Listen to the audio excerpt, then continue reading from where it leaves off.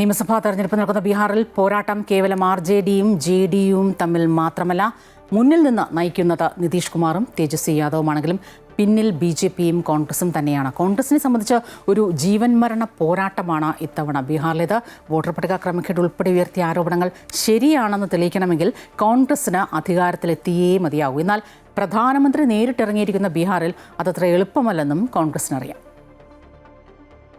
കോൺഗ്രസ് അധ്യക്ഷൻ മല്ലികാർജ്ജുൻ ഖാർഗെ, സോണിയാഗാന്ധി, രാഹുൽ ഗാന്ധി, പ്രിയങ്ക ഗാന്ധി, KC വേണുഗോപാൽ, സച്ചിൻ പൈലറ്റ്, ആവനാഴിയിലെ എല്ലാ ശരങ്ങളും എടുത്തിട്ടുണ്ട് ബീഹാറിലേക്ക് കോൺഗ്രസ്. 40 പേരാണ് ബീഹാറിൽ കോൺഗ്രസിന്റെ താരപ്രചാരകർ. കോൺഗ്രസ് മുഖ്യമന്ത്രിമാരും പട്ടികയിലുണ്ട്. എന്തു വില കൊടുത്തും ബീഹാറിൽ അധികാരം പിടിക്കാനുള്ള തീവ്ര ശ്രമത്തിലാണ് കോൺഗ്രസ്. മുഖ്യമന്ത്രി കസേരയിൽ ആരെത്തുന്നു എന്നതല്ല കോൺഗ്രസിന്റെ പ്രശ്നം. BJPയെ അധികാരത്തിൽ നിന്ന് ഒഴിവാക്കുകയാണ് ലക്ഷ്യം. അതുകൊണ്ടാണ് RJD മുന്നോട്ട് വച്ച സീറ്റ് വിഭജന രീതിയിൽ പോലും എതിർപ്പുകൾ ഉയർത്തിയെങ്കിലും വിട്ടുവീഴ്ച ചെയ്തുകൊണ്ട് ഒപ്പം നിൽക്കാൻ തീരുമാനിച്ചത്. ബീഹാറിൽ ജയിക്കേണ്ടത് രാഹുൽ ഗാന്ധി എന്ന പ്രതിപക്ഷ നേതാവിന്റെ കൂടി ആവശ്യമാണ്. വോട്ടർ പട്ടിക ക്രമക്കേട്, വോട്ട് മോഷണം ഉൾപ്പെടെ രാഹുൽ ഉയർത്തിയ ആരോപണങ്ങൾക്ക് ആയുസ്സുണ്ടാകണമെങ്കിൽ ബീഹാറിൽ ജയിക്കുക തന്നെ വേണം. അല്ലെങ്കിൽ പതിവ് പോലെ ആരോപണങ്ങൾ ലക്ഷ്യത്തിലെത്താതെ അവസാനിക്കും. BJPയോടൊപ്പം തെരഞ്ഞെടുപ്പ് കമ്മീഷനോടും നേരിട്ട് ഏറ്റുമുട്ടിയാണ് രാഹുൽ ബീഹാറിലെത്തിയത്. അതുകൊണ്ട് തന്നെ പ്രചാരണത്തിന്റെ മുൻനിരയിൽ രാഹുൽ ഗാന്ധിയുണ്ട്.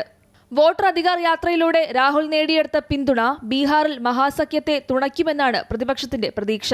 കഴിഞ്ഞ തവണ 70 സീറ്റിൽ മത്സരിച്ച കോൺഗ്രസ് 19-ൽ മാത്രമാണ് വിജയിച്ചത്. അതുകൊണ്ട് തന്നെ ഇത്തവണ ഏറെ കരുതലോടുകൂടി കഴിഞ്ഞ തവണ ചെറിയ വ്യത്യാസത്തിന് നഷ്ടപ്പെട്ട സീറ്റുകൾ ഉൾപ്പെടെ ചോദിച്ചു വാങ്ങിയാണ് വിട്ടുവീഴ്ചയ്ക്ക് കോൺഗ്രസ് തയ്യാറായത്. ഒരു ഉപമുഖ്യമന്ത്രി കൂടി ഉണ്ടാകുമെന്ന് തേജസ്വി പ്രഖ്യാപിച്ച സാഹചര്യത്തിൽ മുതിർന്ന കോൺഗ്രസ് നേതാവും ന്യൂനപക്ഷ പ്രതിനിധിയുമായ ഷക്കീൽ അഹമ്മദിന്റെ പേരിനാണ് മുൻതൂക്കം.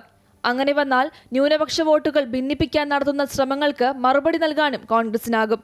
ബീഹാറിലെ ജയം കോൺഗ്രസിനെ സംബന്ധിച്ച് മുന്നോട്ടുപോക്കിന് നിർണായകമാണ്. ബീഹാറിന് പിന്നാലെ ബംഗാളും തമിഴ്നാടും കേരളവും തെരഞ്ഞെടുപ്പിലേക്ക് എത്തും. ഇതിൽ കേരളത്തിലും തമിഴ്നാട്ടിലും കോൺഗ്രസ് വലിയ പ്രതീക്ഷയാണ് പുലർത്തുന്നത്. ബംഗാളിൽ തിരിച്ചടിയുണ്ടായാൽ ഈ സംസ്ഥാനങ്ങളുടെ നിയമസഭാ തെരഞ്ഞെടുപ്പ് ഒരുക്കങ്ങളെയും ബാധിക്കും. അമൃത ന്യൂസ്, ന്യൂഡൽഹി.